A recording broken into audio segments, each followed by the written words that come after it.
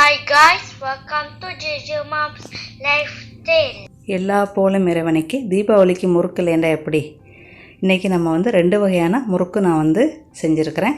அரை மணி நேரத்தில் 2 வகையான முறுக்கு நம்ம ரெடி பண்ணிடலாம். கடைசி வரைக்கும் மிஸ் பண்ணாமல் பாருங்கள். நல்லா முருண்டு இருக்கிற முறுக்கு ஃப்ரெண்ட்ஸ். அதுக்கு முன்னாடி நம்ம சேனலை Subscribe and like. அப்படியே மணி பெல் ஐக்கானை கிளிக் பண்ணிக்கிறங்க. இது யார் வேணாலும் செய்யலாம். புதுசாக சமைக்கிறவங்க கூட இந்த முறுக்கை செய்யலாம். ரொம்ப அருமையாக வரும். உங்களுக்கு நான் 2 மாதிரியான முறுக்கு சொல்லி கொடுத்துருக்குறேன். ஒரு சில டிப்ஸும் உள்ளுக்குள்ளே இருக்குது ஃப்ரெண்ட்ஸ். கடைசி வரைக்கும் பாருங்கள் மக்களே. இப்போ அவங்க கிச்சனுக்கு போகலாம். ஃபஸ்ட்டு முறுக்கு நம்ம பொட்டுக்கடலை செய்ய போகிறோம். அதுக்கு 1/4 கப்பு பொட்டுக்கடலை எடுத்துக்கிறோங்க. அதை அரைச்சிங்க அப்படின்னா உங்களுக்கு 1/2 கப்பு வரும். கொஞ்சம் சலாடை எடுத்து சலிச்சுக்கிறோங்க.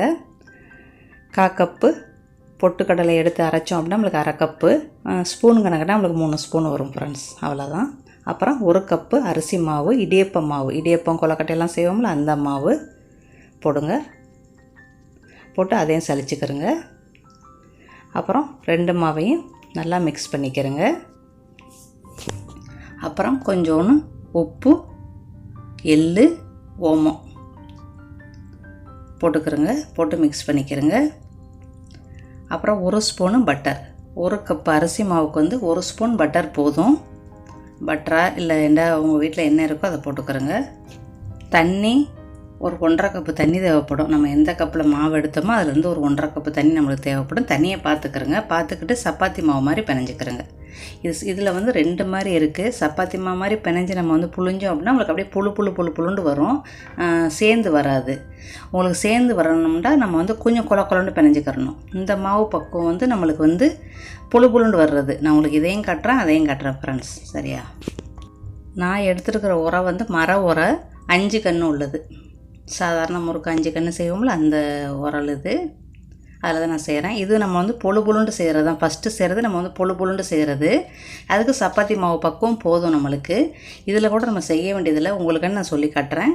நம்ம எண்ணெய்க்கிலே பீச்சு விட்டுறலாம். இதில் போட்டாலும் நம்மளுக்கு புழுன்னு தான் போகும். நம்மளுக்கு சேர்ந்தாப்புல தான் இருக்கும். ஆனால் புழுன்னு தான் போகும். இப்போ எண்ணெயை மீடியமில் வச்சுக்கிறோங்க. ரொம்ப சூடாக வச்சிங்க அப்படின்னா உங்களுக்கு அப்படி ரொம்ப திரியாக போயிடும். எண்ணெயை மீடியமில் வச்சுக்கிறோங்க.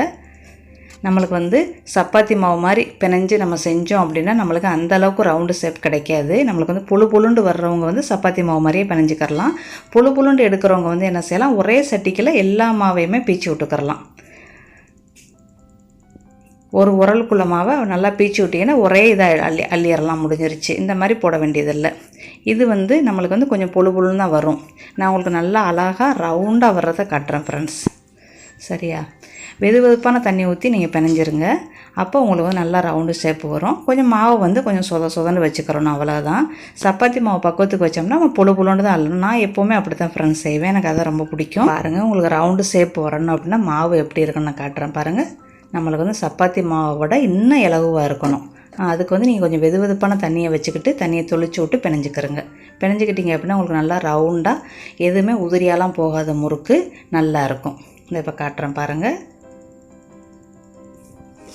சப்பாத்தி மாவு மாதிரி வச்சோம் அப்படின்னா நம்மளுக்கு உதிரியாக போகும். கொஞ்சம் சப்பாத்தி மாவோட இன்னும் கொஞ்சம் இலவாக பிணைஞ்சிக்கிட்டிங்க அப்படின்னா உங்களுக்கு நல்லா நிற்கும். ஆனால் அடுப்பை நம்மளுக்கு ரொம்ப ஸ்பீடாக வைக்க வேண்டாம். மீடியம்லேயே வச்சுக்கிறோங்க. இந்த மாதிரி எல்லாமே நம்மளுக்கு நல்லா ரவுண்டு ஷேப்பில் அழகாக கிடைக்கும்.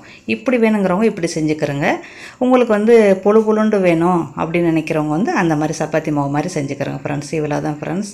இது நம்ம சத்தம் அடங்கினதோட நம்ம நம்மளுக்கு நல்லா மேலே உள்ளது நல்லா கிறிஸ்பியாக தெரியும்.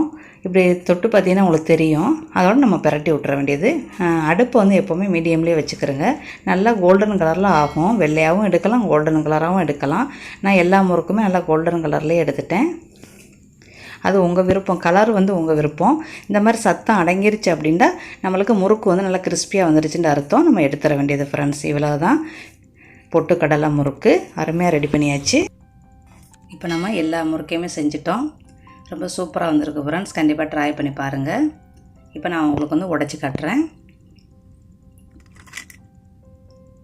அப்படியே முருண்டு இருக்கும் ஃப்ரெண்ட்ஸ். இது வயசான கூட இது சாப்பிட்லாம். கண்டிப்பாக ட்ரை பண்ணி பாருங்கள். இப்போ வாங்க அடுத்த முறுக்கை பார்ப்போம். இப்போ வாங்க மக்களே, பட்டர் முறுக்கு பார்ப்போம். ரொம்ப ஈஸி. இது செய்கிறதுக்கு டைமின்னு பார்த்தா வெறும் 15 நிமிஷம் தான் ஃப்ரெண்ட்ஸ்.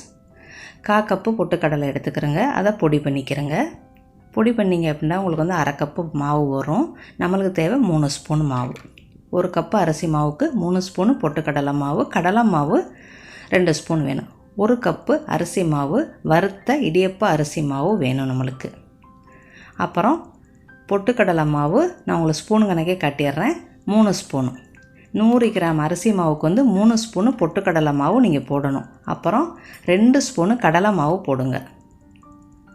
இவ்வளோ தான் ஃப்ரெண்ட்ஸ் மாவோட கணக்கு.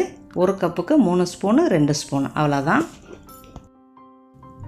அப்புறம் ஓமம் போடுங்க. ஓமமாக எல்லாம் உங்களுக்கு என்ன விருப்பமோ அதை போடுங்க. நான் ஜீரகமும் கருஞ்சீரகமும் எடுத்துருக்கிறேன் கொஞ்சம் தான் நான் போடுறேன். நான் 1 கப்பு மாவு தான் போடுறதுனால எனக்கு இது போதும். எடுத்து நல்லா கையில் நசுக்கி போடுங்க. அப்புறம் அதுக்குள்ளே உப்பு போடுங்க. உப்பு போட்டு கிண்டி விட்டுக்கிறங்க. எல்லாத்தையும் நல்லா மிக்ஸ் பண்ணிக்கிறங்க. மிக்ஸ் பண்ணிவிட்டு 2 ஸ்பூனு பட்டரை வந்து லேசாக உருக்கி வச்சுக்கிறங்க. இல்லைன்னா இலைய பட்டர் ஐஸ் பெட்டியிலேருந்து எடுத்து வெளியே வச்சிட்டிங்க அப்படின்னா உங்களுக்கு நல்லா இலையிரும். அதிலேருந்து ஒரு 2 ஸ்பூன் எடுத்து போட்டு மாவோடு நல்லா மிக்ஸ் பண்ணிக்கிறங்க. எல்லா மாவையும் நல்லா மிக்ஸ் பண்ணிவிட்டு தண்ணி ஊற்றுங்க. சாதாரண பச்சை தண்ணி தான், வெதுவெதுப்பான தண்ணி தேவையில்லை. சாதாரண பச்சை தண்ணியை ஊற்றி பிணைஞ்சிக்கிறங்க. சப்பாத்தி மாவு பக்குவத்துக்கு பிணைஞ்சிங்கன்னா போதும். 150 மில்லி தண்ணி வேணும். நல்லா ஊற்றி சப்பாத்தி மாவு மாதிரியே பிணைஞ்சிக்கிறங்க. இதுக்கு வேறு எந்த ஒரு பக்குவமே தேவையில்லை. நம்ம வந்து சட்டிக்கில் வந்து அப்படியே வட்டமாக பீச்சி தான் விட போகிறோம். இவ்வளோ தான் சப்பாத்தி மாவு பக்குவம் ரெடி ஆயிடுச்சு. இப்போ நம்ம வந்து ஸ்டாரோட அச்சு எடுத்துருக்குறோம். முறுக்கு உரலில் வச்சாச்சு.